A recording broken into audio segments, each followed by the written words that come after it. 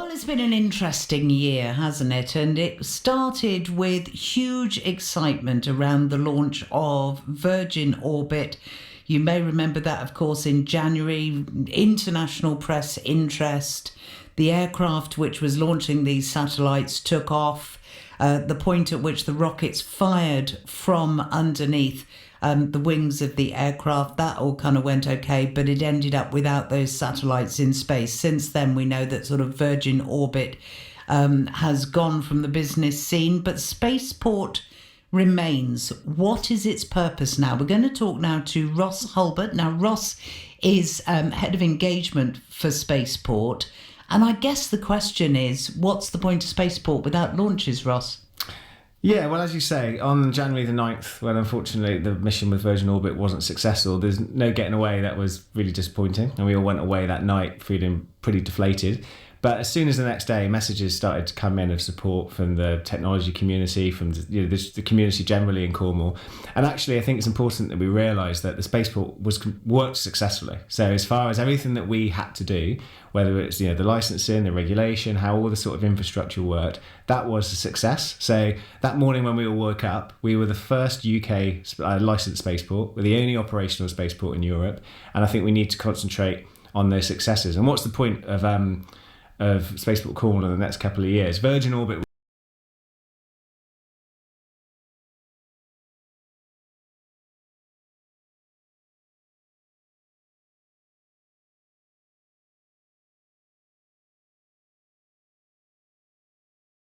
got this Canadian company, Space Engine Systems. They're developing a single-staged orbit spaceplane, so they're based up at the airport doing testing. What does that mean we understood how Virgin Orbit worked, where effectively the satellites were launched from rockets which were strapped underneath an aircraft takes off in the traditional manner. What is this Canadian company? So this company, so a single stage to orbit means it's the same. So there's no stages falling apart like a rocket, like falling back to Earth. So it takes off and returns to the airport as one single space plane, and it's the sort of thing that you'd have drawn back when you were a kid if you're thinking about the Jetsons. It goes up, it can deliver cargo to the International Space Station, or it can conduct missions. But that's just one of a number of operators we're working on. So a little bit like the shuttle, but taking off horizontally rather than vertically. That's right. And actually one of our other partners, Sierra Space, their system Dream Chaser is much more similar to the shuttle. So that will launch out of Cape Canaveral or similar in America on top of a vertical launch rocket, but then that can return to us. And that's probably the next system we'll see in Cornwall.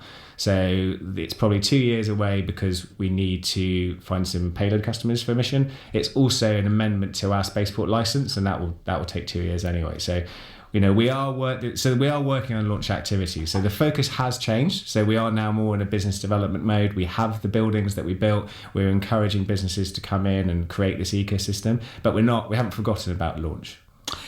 And you're saying a couple of years before we see that kind of activity here. We know that Newquay Airport St Morgan was traditionally the emergency landing spot for the space shuttle because of the length of the runway. The system that you're talking about, would that just be in the case of an emergency where they need to come down unexpectedly, or would that actually be a regular landing place? That would be a forward-planned mission. So that's the difference. So it would be you think to yourself, well, it would launch out of America. In fact, they're contractually obliged to launch out of Canaveral, but if the payloads and the scientific experiments on board are UK payloads, that means that they can come as soon as it lands on the runway. They can come off the space plane. They can come into our post-mission processing facilities we have on site. So that's what we'd be working with. A European or UK customer doesn't want to have to go over to America to get their payloads. They want to access them straight away. So that's why it'd be a UK mission and why it would return to Cornwall. So currently, sort of 2 potentials on the list. And more as well. So if a quick Google search would probably, we're all under NDA, as you can imagine, with all this sort of stuff. But there's another 2 or 3 developers who are working across the TRL level. Maybe not all of them. What is that? You better the explain. Technology readiness level. So okay. So Virgin were right at the end of that. They're offering commercial services. So in order to get to that point, you're going along different stages. Some of them are, have conducted successful testing and are now looking to, maybe they've done that overseas, and now they're looking to bring it back to the UK and conduct commercial operations. Let's not forget again, the only operational spaceport in Cornwall. So if you're a European company or a UK company wanting to get things into space or back from space, then you're going to do it from Cornwall. And what about space tourism? Any sniff of that? Well, that was something we originally explored, so we had the partnership with Galactic, and that was something at the time the council were not prepared to proceed, which is why we ended up talking to Virgin Orbit, because they were a sister company. So it might be that we look at things, human spaceflight is like astronaut return potentially from the International Space Station, but there's no partnerships. Of the partnerships I've mentioned, we don't have any within human spaceflight at the moment. Let's talk money. There is a lot of disquiet when we discuss this about the amount of money, which is your money, my money, people who pay their council taxes money, which has been pushed into the Virgin Orbit scheme and to the Spaceport. What would you say to people who are going, we're seeing our council tax bills go up year on year, times is tough, should we really be shilly-shallying around with this stuff? Well, yeah, that's right. So Cornwall Council, the Cabinet approved £12.5 million towards the project. It was £20 million in total, the rest coming from the UK Space Agency.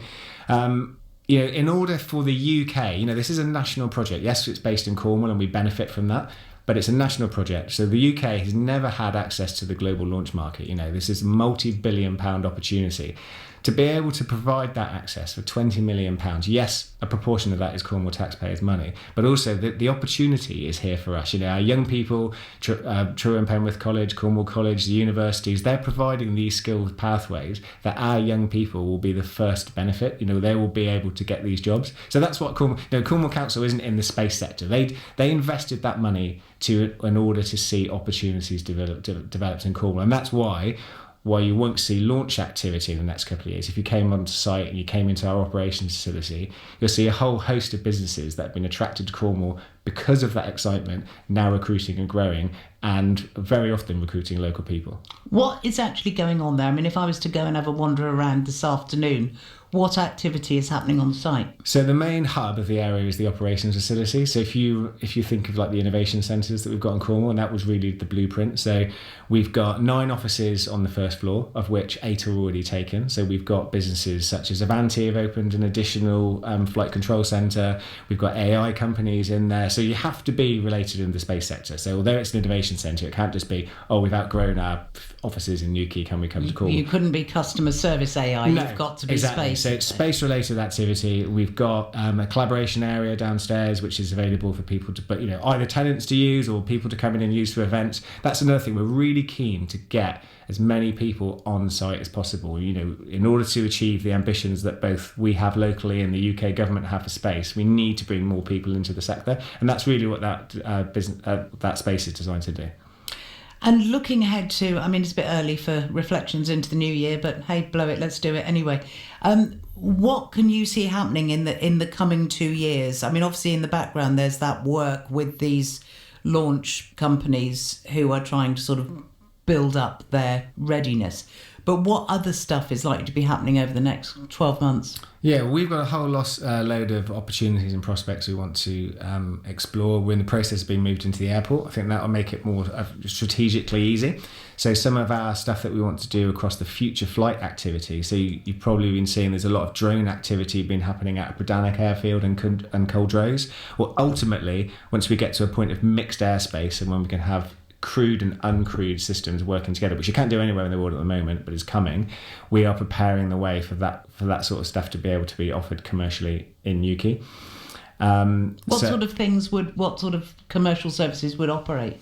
Well, it's just so, if you're flying drones, so Wind Races, for instance, so they're a company that are based out of Bredannick or testing out of Bredannick, and they're using this corridor in between Bredannick and the Isles of Scilly. That's demonstrating their technology. This is the deliveries because we had some packages taken over, didn't we, as a trial? That's right. So the Royal Mail demonstration. So absolutely fantastic technology, the sort of stuff Cornwall has always been sort of pioneering in. But once they want to offer commercial services, they probably want to be based at a commercial airport. And at the moment, no licensed airport anywhere in the UK or the world can, if you fly a drone near an airport, you'd like to get it shot down. Yeah. End up in prison. Yeah. Exactly. But the anticipation is that sooner rather than later, we will have mixed airspace, and then we can welcome that activity in sight. And that's, you remember, before we did Spaceport, when Mel and Miles were the team as well, we did have segregated airspace for drone activity. So it's something we were already exploring. So we're in a really good position to be able to welcome that as well. And what's the atmosphere like there? Because you conceded that you all took a knock. Of course you did. You were working on this project. You were the focus of global attention, and admittedly through no fault of anybody involved with the spaceport, but it failed fundamentally. Yeah. What was it like trying to come back from that?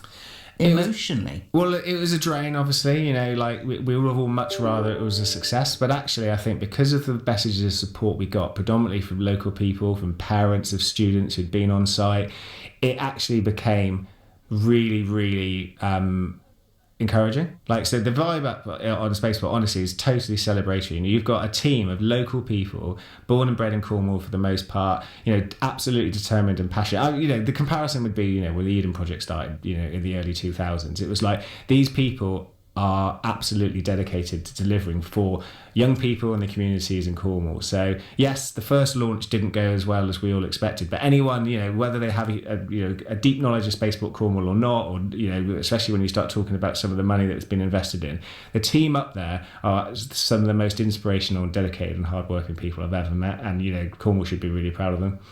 Do you get frustrated, dejected? You can choose your own adjective with people, because I know there will be people who will message me in a minute, goes, why are we wasting money on all of this stuff? This is we've got other problems that we need to deal with now. We've got social care in crisis. We've got a health service that needs gazillions. Why do we just bother with all of this? What do you say when people give you that perspective? You're right. I mean, I appreciate that it's money that if you're spending it on this thing, you're not spending it on something else. But, there's a lot of the money that is national government money, and Cornwall doesn't get a lot of national government money. So that isn't sort of substitutional. If we don't get it, it goes to somewhere else in the country. But yes, over 50% of it has been local money provided by Cornwall Council. And it's an ambitious project. It's a really ambitious project. Whatever, often we all, we moan about the council as much as anyone else, things are going on. This has actually been a really, really ambitious investment in something which they are confident is going to deliver opportunity locally, and we're all working as hard as we can to deliver it. The big 70-foot model rocket that we've had from the UK Space Agency, that's been off on a nationwide tour across the summer. It's now back, and we hope that will be the start of a dedicated visitor experience on site, because we want to get the general public in, and we want people to see what's going on, and we know they're proud of it. And when we go out and speak to people, the people are so excited about what's happening at Spaceport, and we really want to share what we're doing. And the fact that we've got these buildings now, and we've got these businesses in doing all of these amazing missions, maybe that's the thing. Maybe we need to get them on site more and show them what's happening, and then they really will become. If anyone that is not on site, I'm sure they become advocates very quickly. Thank you so much for joining me. Really appreciate it. It's been a while, and we just thought it would be really good to have a catch up and find out what's going on. Yeah, thanks so much for the invitation. Ross Hulbert there, Head of Engagement at Spaceport Cornwall. If you want to share your thoughts on it, pro, anti, somewhere in the middle, you are very, very welcome. Just give me a call, 0808 100 1039, or drop me a text, 81333. Start your message with the word Cornwall.